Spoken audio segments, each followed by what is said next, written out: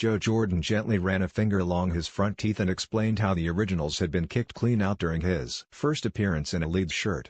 "I was playing for the reserves and diving for a header at goal," said Jordan. "The boys caught me, a complete accident, and taken two of them out, roots and all.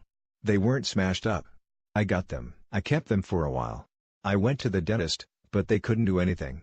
I lost two more when I headed somebody by accident. It never bothered me. You get used to it. I should have had them replaced when I stopped playing but never did."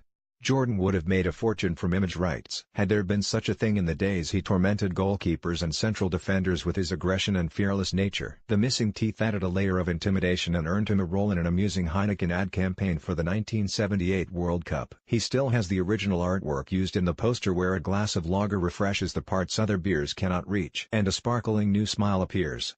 Jordan would have made a fortune from image rights had there been such a thing in the days he tormented goalkeepers and central defenders with his aggression and fearless nature. The missing teeth added a layer of intimidation and earned him a role in an amusing Heineken ad campaign for the 1978 World Cup. He still has the original artwork used in the poster where a glass of lager refreshes the parts other beers cannot reach and a sparkling new smile appears. Milan were in strife when they called in 1981.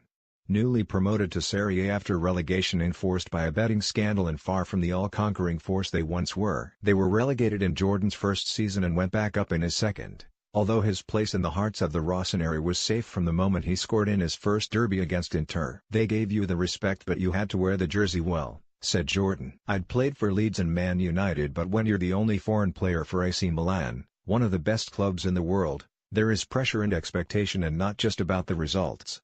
It was hard, but it was the best move of my career. It opened up a lot for me. A lot of players come here and British players don't go there. For me, I would go.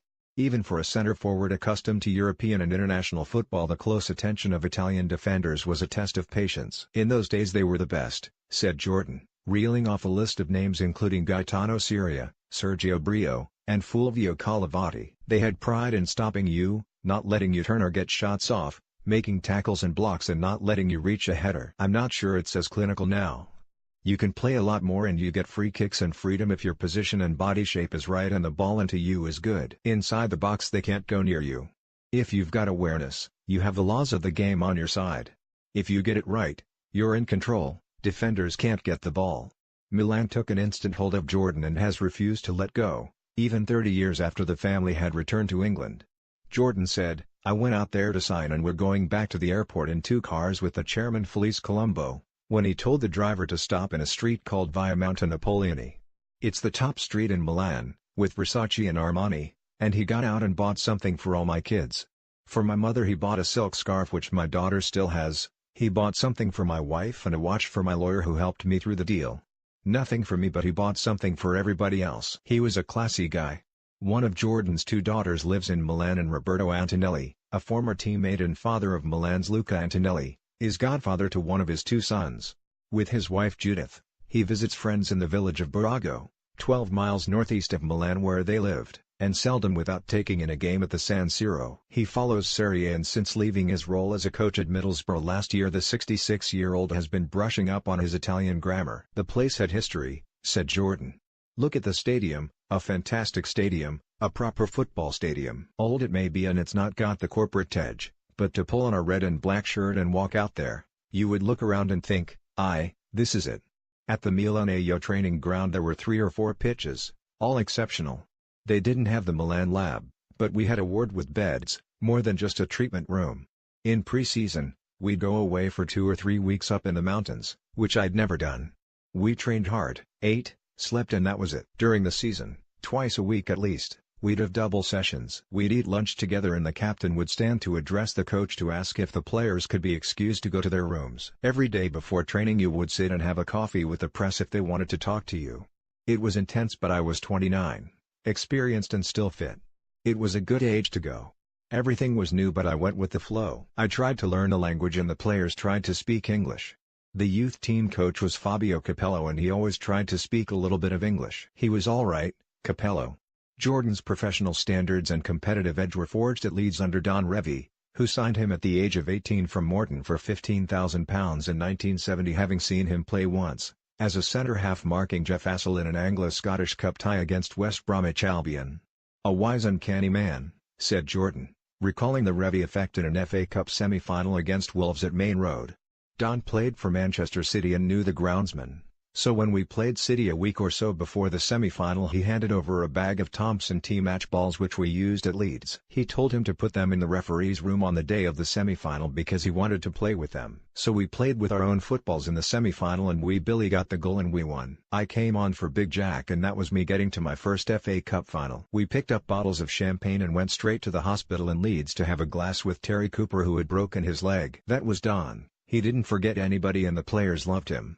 After losing to Sunderland in the FA Cup final, Leeds were beaten by Milan in the European Cup Winners' Cup final, in Thessaloniki. The game is drenched in conspiracy theories as Leeds games from this era often are, and infamous for the performance of Greek referee Christos Michas, later found guilty of match fixing, although not in this game.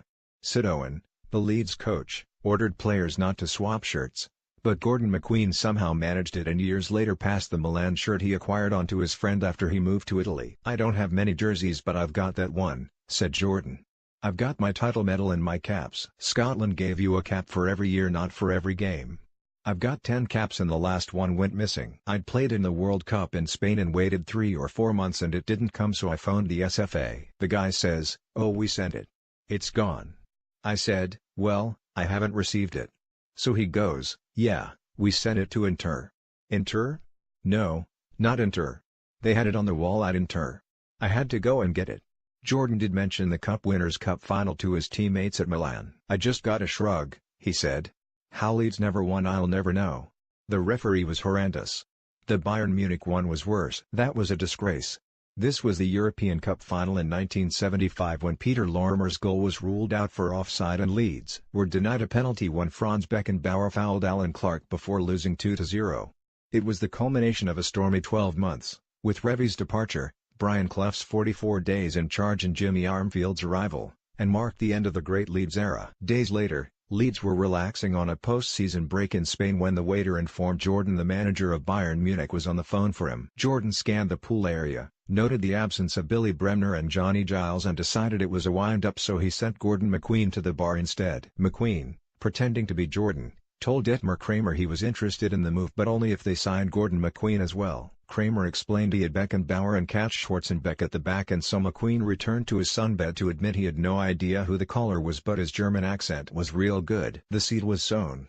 "I'm thinking, Christ, maybe it's him," said Jordan. The day we were leaving, I got a call at 5 in the morning and it was Kramer again wanting to know if I'd thought any more about it. I wanted to go. I really liked the idea of playing abroad. When we got back to Leeds I told the manager. Bayern put in a record bid. Leeds wouldn't let me go and that was that. 12 months on and Jordan joined the Scotland squad at Hampden Park to watch Bayern complete a hat-trick of European titles with a 1-0 win against St Etienne.